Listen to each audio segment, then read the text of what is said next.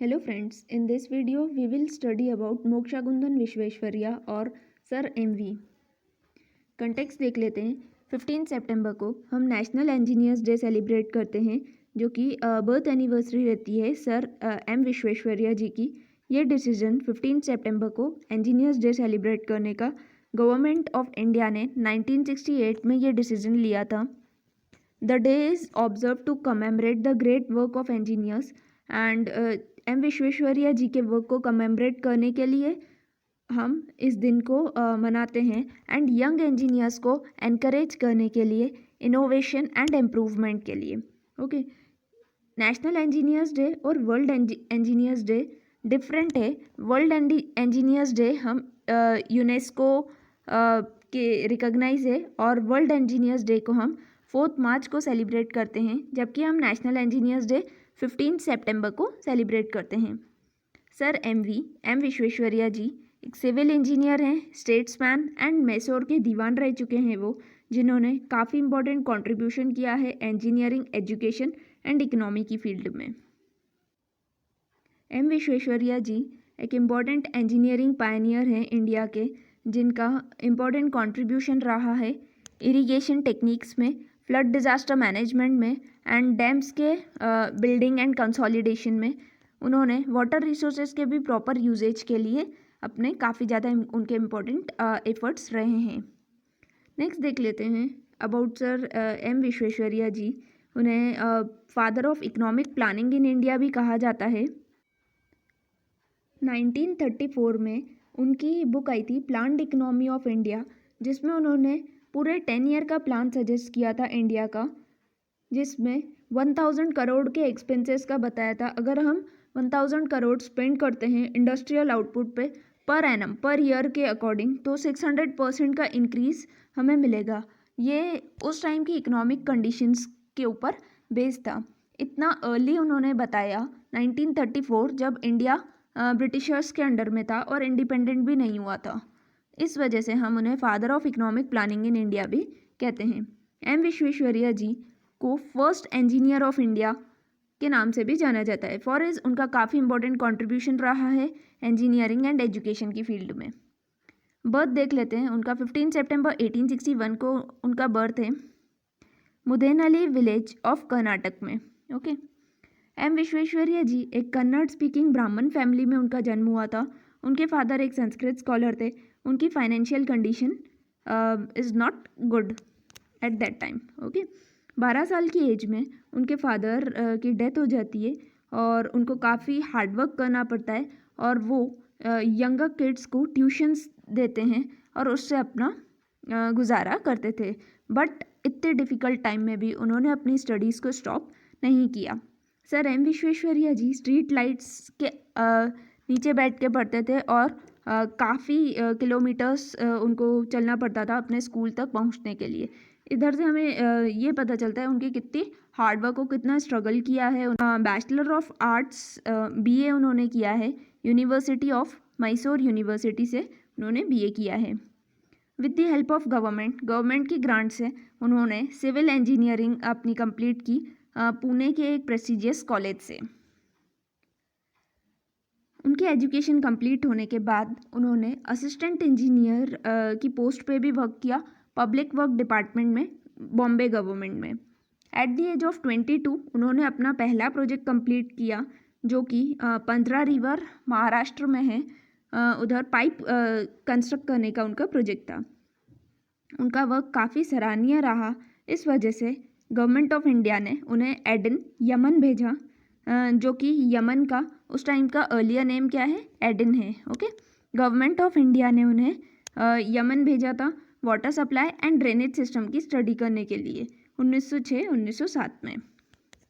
Next देखते हैं, उन्होंने अपनी स्टडीज़ के ऊपर बेस्ड एक प्रोजेक्ट डिज़ाइन किया, जिसे यमन गवर्नमेंट ने इम्प्लीमेंट भी किया। 1909 में वो चीफ इंजीनियर थे मैसूर स्टेट के एंड 1912 से 1919 तक उन्होंने 19 दीवान रहे वो मैसूर स्टेट के। 7 ईयर्स तक इस पोजीशन पे उन्होंने वर्क किया। एज अ दीवान उनका काफ़ी इमेंस कंट्रीब्यूशन रहा पूरी स्टेट के डेवलपमेंट में, मैसूर स्टेट के डेवलपमेंट में। 1934 में उन्होंने plan who had plan the Indian economy को प्लान किया, जैसा कि हमने डिस्कस किया। 1934 में उनकी बुक आई थी planned economy for India. Okay, उन्होंने 1918 में वॉलंटरी रिटायरमेंट ले लिया था बिकॉज वो इस बात से एग्री नहीं थे कि नॉन ब्राह्मण कम्युनिटी के लिए ही स्टेट जॉब्स, मैसूर स्टेट की जॉब्स रिजर्व होती थी। जिस तरह से आज रिजर्वेशन होता है, उस टाइम में भी नॉन ब्राह्मण कम्युनिटी के लिए स्टेट जॉब्स जो है वो रिजर्व थी। इस वजह से उन्होंने वॉलंटरी रिटायरमेंट ले लिया। उनके रिटायरमेंट के बाद उन्होंने एज अ चेयरमैन काफ़ी ज़्यादा मेंबर और चेयरमैन उन्होंने सर्व किया काफ़ी सारी कमिटीज़ में। 1962 में उनकी डेथ हो गई। 102 साल के थे वो। उनका जो वर्क है यंग इंजीनियर्स को आज भी इंस्पायर करता है। नेक्स्ट देखते हैं उनके की कॉन्ट्रीब्यूशंस क्या थे।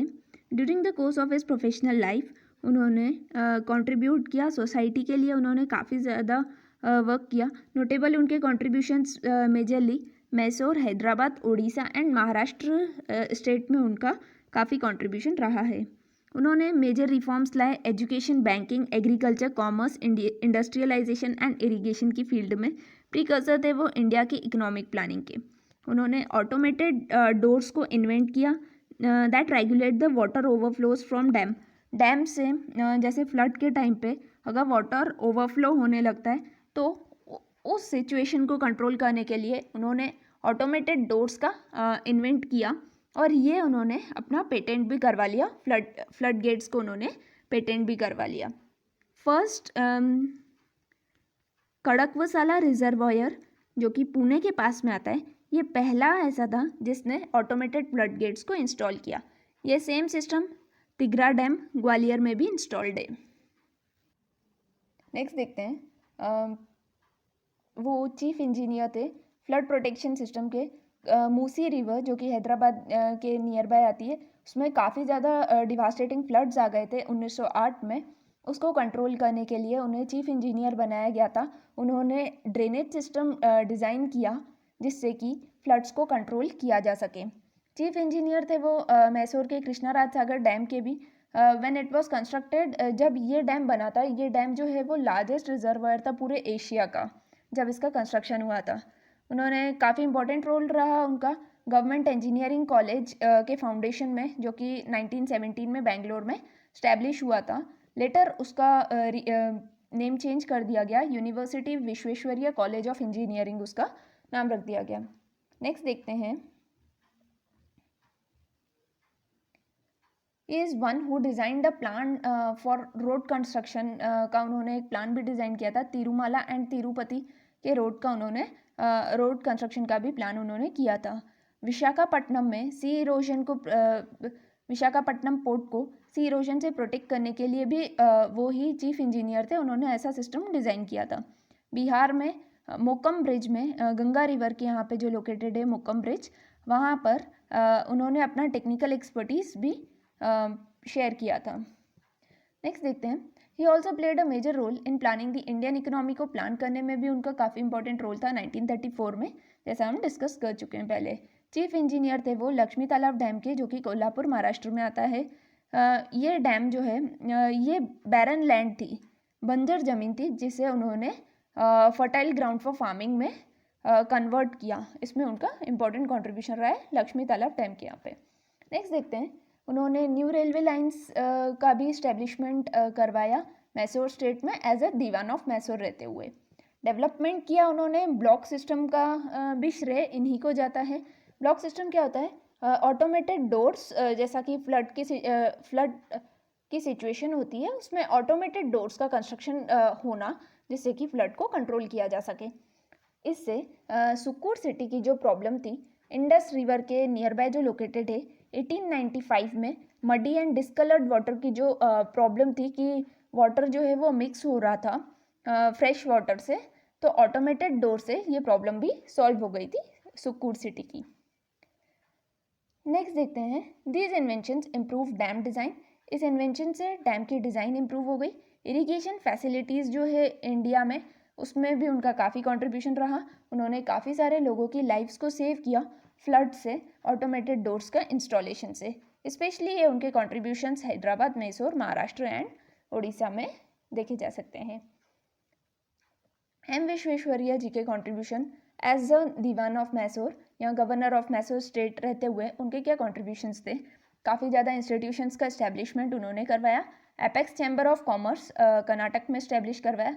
जयचम राजेंद्र पॉलीटेक्निक बेंगलोर में ये यूनिवर्सिटी इस्टेब्लिश कराई 1943 में।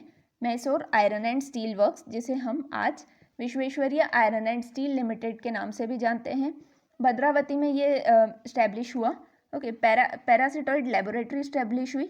Mysore soap factory, Bangalore agricultural university and state bank of Mysore, इन सब इंस्टीट्यूशंस के इस्टेब्लिशमेंट में उनका काफ़ी इंपॉर्टेंट कंट्रीब्यूशन है। 1917 में उन्होंने गवर्नमेंट इंजीनियरिंग कॉलेज का इस्टेब्लिशमेंट करवाया, जिसे हम आज university Visvesvaraya college of engineering के नाम से जानते हैं। नेक्स्ट देखते हैं लीगेसी क्या रही।